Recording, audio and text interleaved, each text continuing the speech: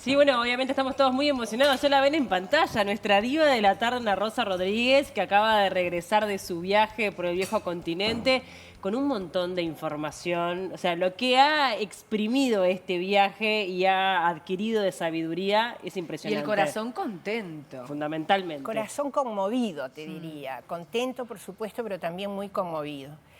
Pero antes de empezar la columna, voy a pedirles permiso para decirles que, por supuesto, me enteré de cosas muy buenas y también cosas no tan buenas. Y bueno, sentí mucho y quiero acompañar el dolor de todos los compañeros del canal y de la radio por la pérdida de nuestras dos amigas, ¿no? Una en la radio, otra en la televisión. Dos mujeres de diferentes edades, de diferentes tareas, con iguales talentos. Y sin embargo, bueno, son esas cosas que nos hace pensar cuál es este misterio que hace que la gente en un determinado momento se vaya para otro plano y nos deje con tanto dolor y con tanto vacío. Quiero decirles que eso también me conmovió. Cuando uno está lejos, no es que le conmueva más, tiene la imposibilidad de abrazar a los seres que están cerca y que están pasando mal como una forma de, bueno, de compartir y hacer que ese dolor sea la mitad. Por otro lado, también tuve la satisfacción de saber de tu premio y me siento hiper honrada. No sé cómo voy a hacer porque entre las dos tienen la vara muy, muy alta y me exigen cada vez más, me exigen cada vez más. Y por otro lado, cuando venía pensaba que, bueno, una de las novelas más interesantes y más leídas, que es la Odisea, habla justamente del regreso, ¿no? Como que el regreso es a veces más importante que el viaje. Y bueno, en ese caso estamos hablando ni más ni menos que la Odisea de Homero, ¿no? Cuando nos habla de Odiseo, Ulises en latín, que vuelve a su tierra de Ítaca a reencontrarse con su mujer, con Penélope, con su hijo Telémaco.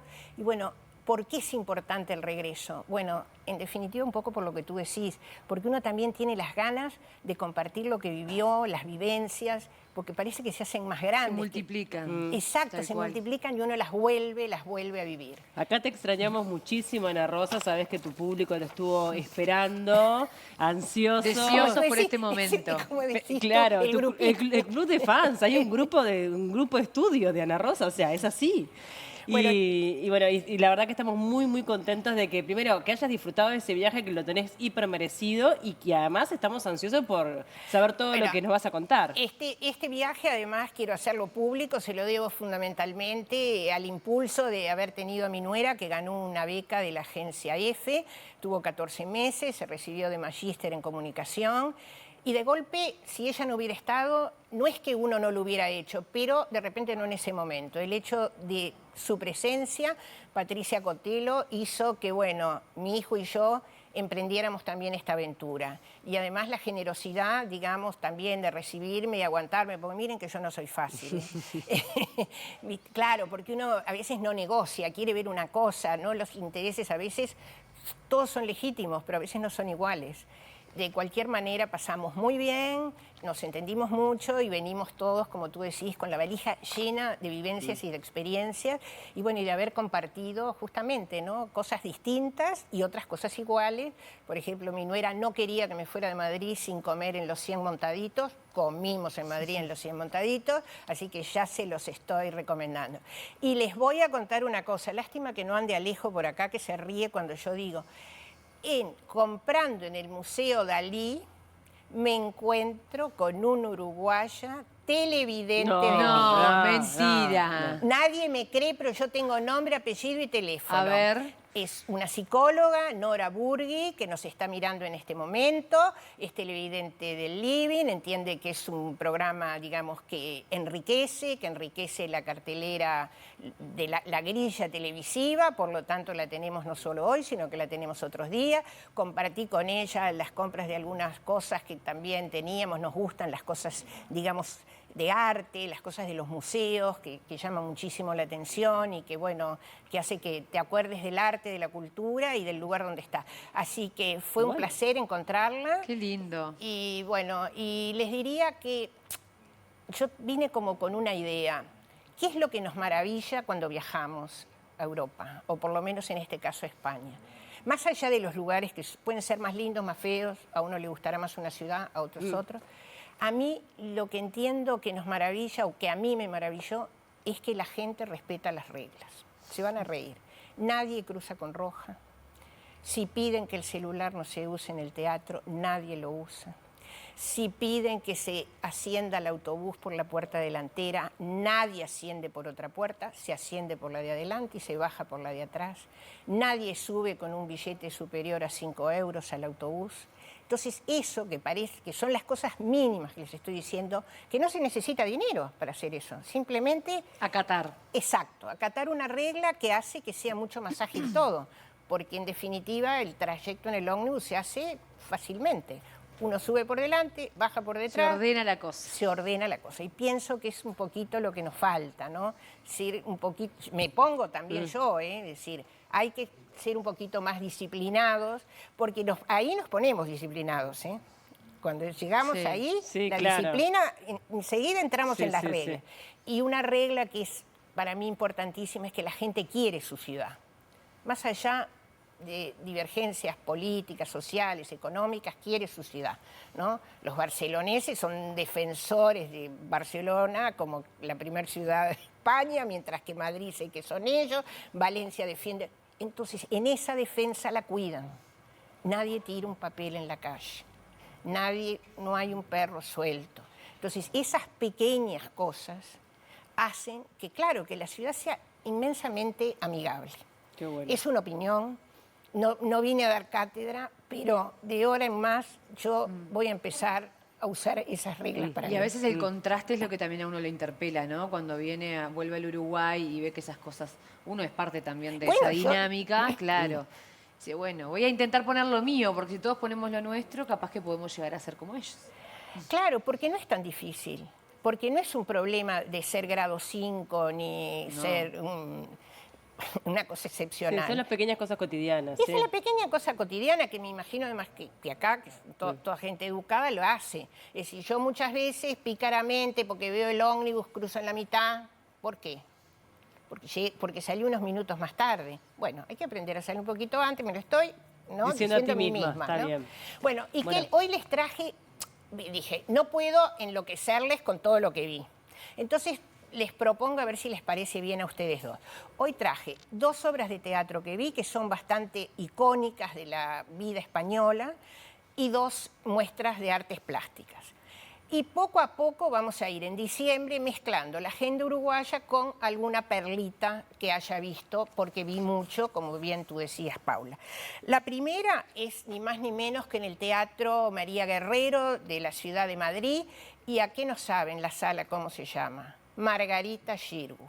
Acá tenemos una entrevista a Beatriz Jaén y vamos a escucharla porque es muy interesante lo que dice a propósito de esta obra que se llama Nada y es la primera vez que se hace la obra literaria en teatro.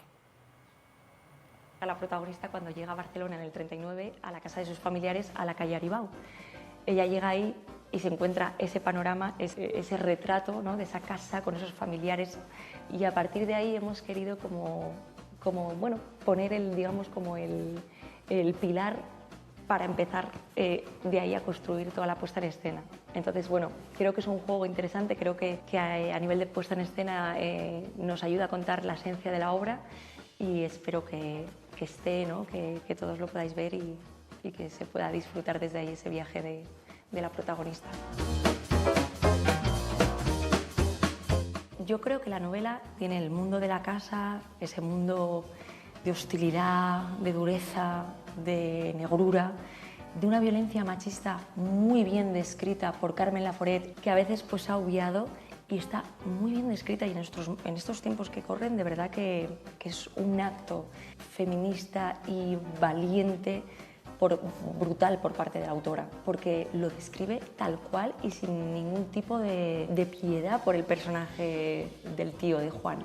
Entonces se ve, yo trato de plasmar ese mundo de la casa, que es así, que es muy difícil y es muy oscuro, pero también toda la parte de luz que proporciona ese mundo exterior que se abre para la protagonista, que es esa Barcelona, esa juventud de la universidad, de sus amigos de la uni y de sobre todo su amiga Aena, que le va a abrir un mundo de posibilidades de encontrar una forma nueva de ver el mundo, ¿no?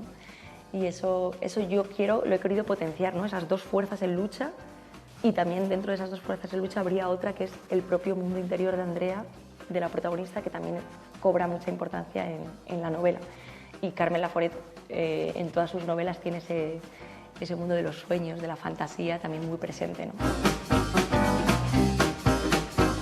No he querido pensar mucho en el reto que supone dirigir nada de Carmen Laforet, pero sin querer, ahí está, ¿no? En el subconsciente todo el rato.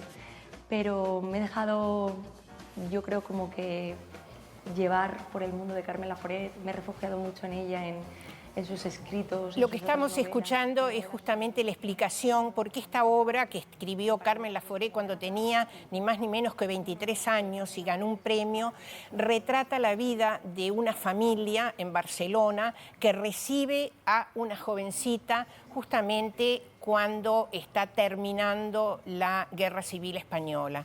Entonces se encuentra, obviamente la jovencita está huérfana, va a la casa de sus abuelos y encuentra una familia llena de problemas y ella va con la ilusión de que en la universidad va a estudiar letras.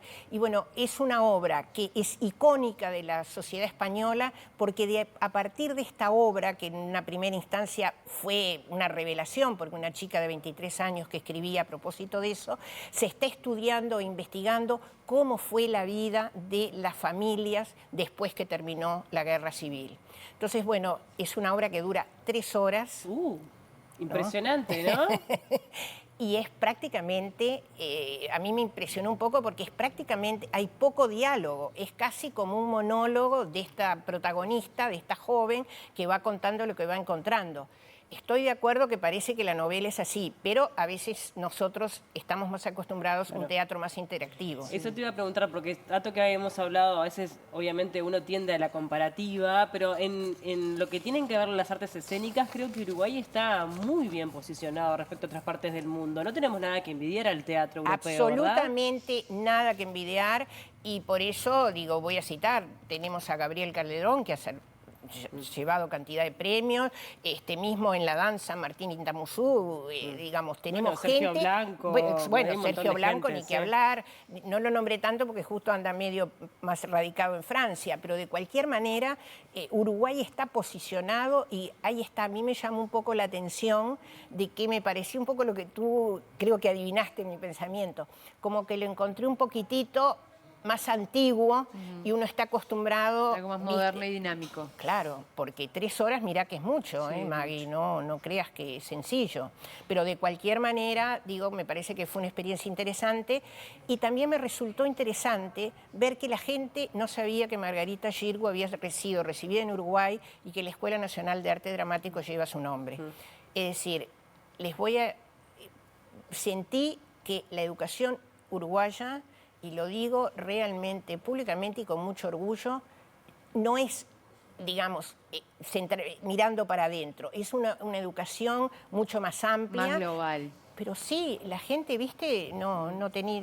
Sala Margarita Xirgu, bueno, sería una señora que habría hecho teatro. No, es una señora que justamente estamos viendo una obra que habla de la Guerra Civil Española. Bueno, Uruguay recibe cantidad de españoles, dentro de los cuales está esta gran actriz que lleva hoy el nombre la Escuela Nacional de Arte Dramático. Después vi otra obra, pero en la ciudad de Valencia, que es una ciudad que me enamoró, me sedujo. Les digo, la verdad, es una ciudad súper amable y que, ¿a quién no saben qué? Es la hija de Lola Flores, Lolita Flores. Sí, claro. ¿No? Y vamos a ver, y es una reversión de La casa de Bernarda Alba, es decir, desde el lado de la criada de Poncia se cuenta en un orden no cronológico todas esas desventuras a propósito del suicidio de una de las hijas.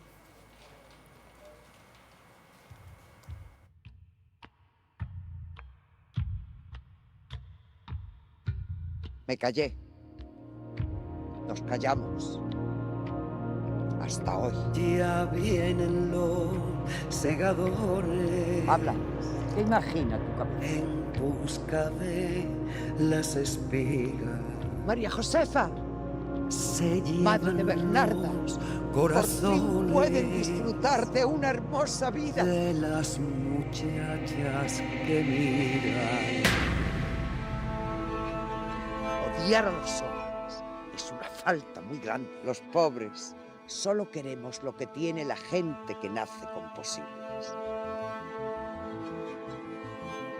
A los hombres hay que amarlos, pero con la cuerda suelta. 30 años lavando tus sábanas.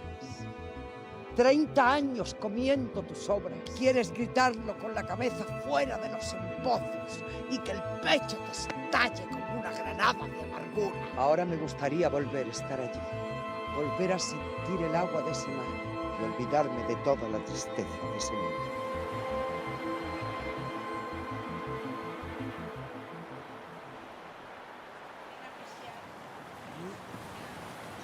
Puesta en escena mucho más actual. Sí, ya además es muy disruptivo que, bueno, hacer la casa de Bernarda Alba de un monólogo, ¿no? O sea, ya me pareció, o sea, ¿hace todos los personajes? No, ella es el personaje de Poncia, Bien, pero Poncia. habla con todos los personajes. Claro. ¿No? Es decir, como que los personajes fueran fantasmas y ella va, digamos, como expresando lo que no había podido expresar al ser criada de esa casa frente a todos los demás, ¿no? Es decir, frente a La pone en Bernarda. otro lugar. Desde otro lugar. Y además fue muy emotivo, primero porque, bueno, ustedes son muy jóvenes, pero yo me acuerdo de su madre, de Lola Flores, Sí, que claro. era una figura de gran escena y de gran magnitud. Y cuando termina, su hija, que ahora le llaman Lolita Flores, fue muy emotivo porque varias de estas funciones fueron a beneficio, fueron realizadas en el Teatro Olimpia de Valencia y fueron a beneficio de los damnificados. Y ella en realidad fue muy bien porque dijo, no voy a pedir un minuto de silencio por la tragedia, voy a pedir un aplauso por los que colaboran en salir de la tragedia. Y fue muy, pero muy emotivo, la gente cómo le respondió. E incluso yo, viste, sentí como una emoción de estar ahí justamente en el corazón de Valencia, en un teatro que es, por decirles algo, que es similar a la Sala Verdi, es decir, no te tenés que esperar como afuera, no tiene un foyer, ¿no? Y digo, es algo similar así para que tengan una idea. Y bueno, y ver, como vos decís, una obra desde el otro lado, ¿no? Después hablaba con un periodista y me dice, está tan bien escrita la casa de Bernarda Alba que no vale... Pero a mí me pareció igual que es una cosa interesante, ¿no? Sí, una apuesta distinta. Una está bien. apuesta distinta y que además trata los temas, digamos, más actuales, ¿no? Exacto. Es decir, la prevención del suicidio, es decir, los prejuicios de una relación amorosa, el lugar de la mujer, el lugar de los Sí, no, hombres. la vigencia que tiene la obra es increíble, ¿no? Bueno, es la tremendo. prueba está. Sí, sí. Bueno, y de ahí vamos a pasar a una ciudad que después vamos a hablar mucho más de esta ciudad porque es una ciudad preciosísima, que es ni más ni menos que Cádiz. Es una ciudad pequeña, es la ciudad más antigua de Occidente. Y bueno, tuve el gusto de ir, de golpear la puerta en la Casa de Iberoamérica, ni más ni menos que Mabel Caballero, una compañera con la que hicimos un viaje por el Estado de Israel hace 22 años, me abriera, porque estaba cerrado por alerta, para ver una exposición que es una joya. Se llama Dalí, dibujar lo escrito sobre la Divina Comedia. Veamos entonces alguno de los dibujos que se presentan. Son 100 dibujos.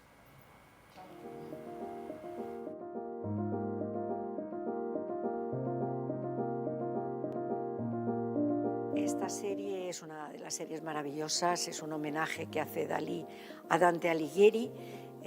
Aquí vamos a poder ver, bueno, pues el infierno, el purgatorio y el paraíso. Fue un encargo que le hizo Italia para celebrar el centenario de ese gran escritor que fue Dante Alighieri, pero no llegó a buen término.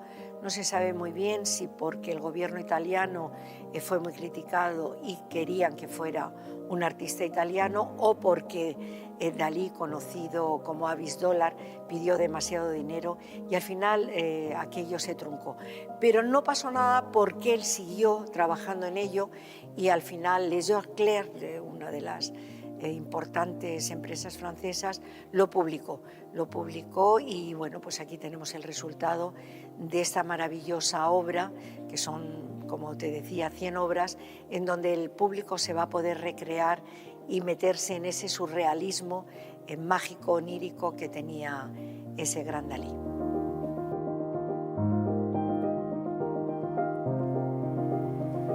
porque vieron cómo fue el asunto. El gobierno italiano le pide que ilustre la Divina Comedia.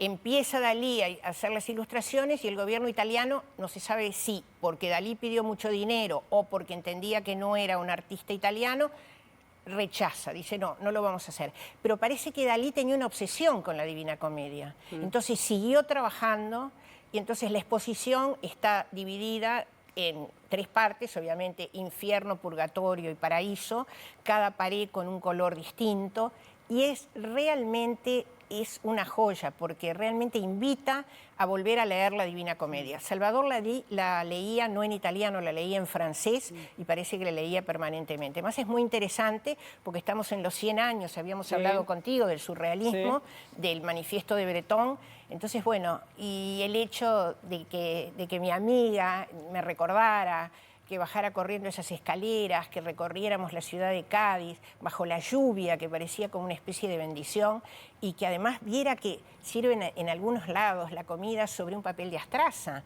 no sobre platos, recordando, es decir, mantienen mucho sus tradiciones, y bueno, es como muy particular, así que ya les aviso, no hay que complicarse con la vajilla, podemos poner los papeles de astraza. ¿Lo hacen en Cádiz? Y decir que somos gaditanos. Totalmente. Y bueno, y hoy como broche, porque me pareció también, bueno, cada cosa que veía me gustaba más que la anterior y al final no sé cuál no me gustó, todas me gustaron y de todas aprendí. Esta la vi también en Valencia, en la Fundación Bancaja, y se llama Picasso y la modelo. Es muy interesante porque trata sobre todo sobre su segunda esposa, cómo la representa permanentemente y cómo pese a algunas irregularidades en esa relación, sin embargo, esa mujer fue un faro y fue una musa inspiradora. Vamos a ver también un pedacito que muestra un poco lo que es esta exposición, que tiene 250 obras de Pablo Picasso.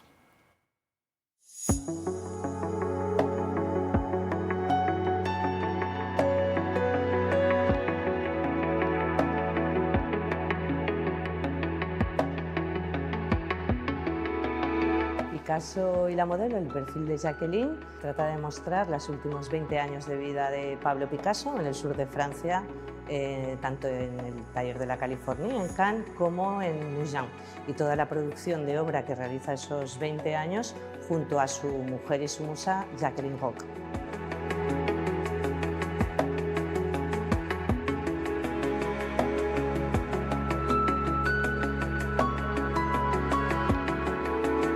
Nos encontramos en esta exposición en cuadros, en dibujos, en grabados, en libros de artista y también en fotografías, esa presencia constante de esa mujer.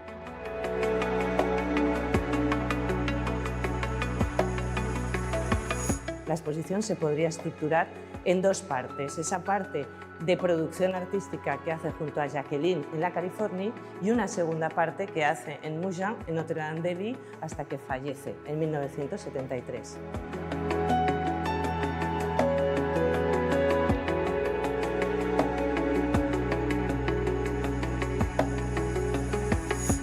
Picasso está siempre retratando sus deseos, está siempre, podemos decir psicoanalíticamente, dando vía a sus pulsiones y esas pulsiones se trazan en dibujos de enorme belleza, de enorme sutileza, en los que aparece una y otra vez esa cara idealizada, ese perfil ideal, ese cuerpo soñado, ¿no? Esa especie de ensoñación juvenil que supone para el cuerpo de Jacqueline Roch.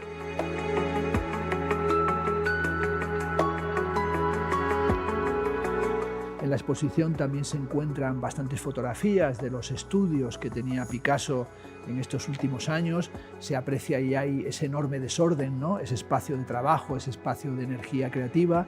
Y en esas fotografías aparece una y otra vez Jacqueline como una colaboradora, como una mujer que está revisando los grabados, que está fotografiándose junto a él, que le está creando un ámbito doméstico muy lejano de lo que eran los años de la bohemia parisina, en un momento de introspección también picasiana.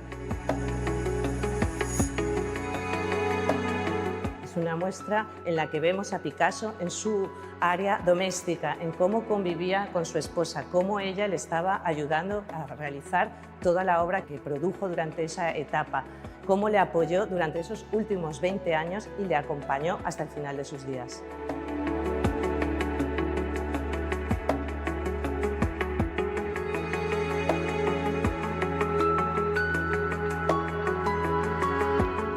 Y esta exposición vuelve a ser una gran cita a todos los amantes del arte y a todos los amantes del arte picasiano. Es una reivindicación de la grandeza de Picasso hasta el final de sus días.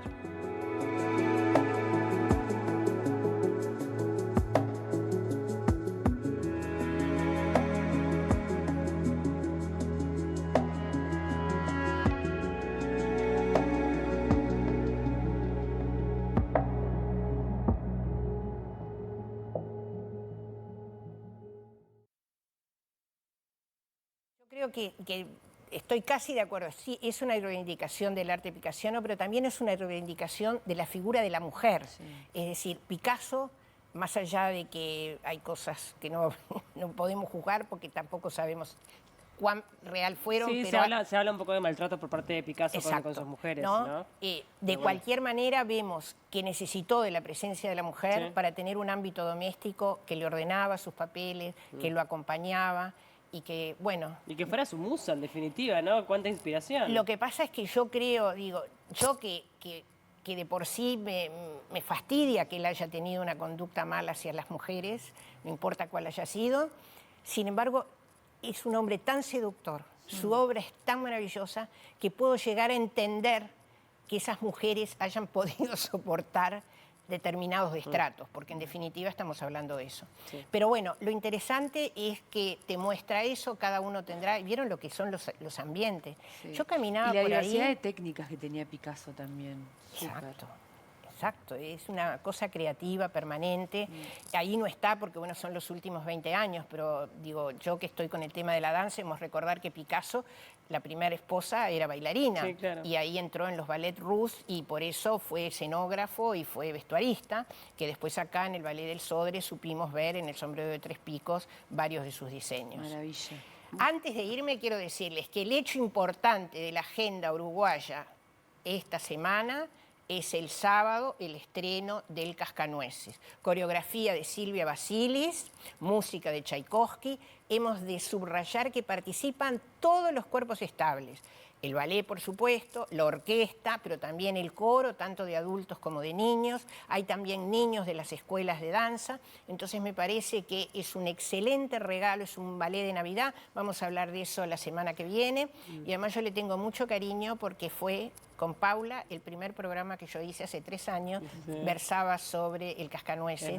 Y para mí, bueno, fue un regalo de Navidad del living haber tenido este espacio. Bueno, la gente te está mandando un montón de mensajes, Ana Rosa, claro que enriquece el living, es nuestra hermosa compañía, dice lo que dice la señora Ana Rosa. Hola, qué linda va Ana Rosa, besos a todos, Alejandro, hablan de los 100 montaditos. Bueno, la gente muy feliz de que estés, Isabel de Jardines, Mabel de Positos, Gustavo, nos escribe desde Madrid y dice, vivo en Madrid hace 25 años, todo bien, pero me quedo con las pequeñas cosas de Uruguay. Por ejemplo, no te dejan hacer un asado en ningún lado. Bueno. Una de acá y una de arena. Claro, alguna cosa buena tenemos. Sí. Y qué lindo también, Mabel, rescata lo que decías, la gran verdad del volver, ¿no? Siempre el volver a casa, lo que significa. El volver a casa y eso que yo estaba, digamos, con mis hijos. Mi nuera es como una hija que por suerte me ha dado y además estoy muy orgullosa de ella porque entiendo que, digamos, estando en el interior, venció un montón de cosas para llegar ni más ni menos que a una capital europea y ser magíster. Cosa que yo de repente, teniendo mejores facilidades, no aproveché tanto. Entonces, digo, eso lo valoro mucho. Y además el hecho de que me den un espacio, un lugar, la familia es un encanto. Y volver con ustedes también. Yo, bueno, me comunicaba igual. Sí. Mandaba material. Con Valentina, me escribía. Con Valentina hemos hecho una muy linda amistad, que nos estamos yendo juntas. Bueno, es decir, forma parte de los afectos y el regreso es realmente lo que hace, lo que valora el viaje. Totalmente. Ana Rosa, bueno, hoy festejamos, porque hoy te vas a la despedida, obviamente. Seguimos, pero por supuesto. Tenemos que hacer una tanda. Nos vemos la semana que viene. Nos vemos la semana que viene y hablamos del Cascanueces.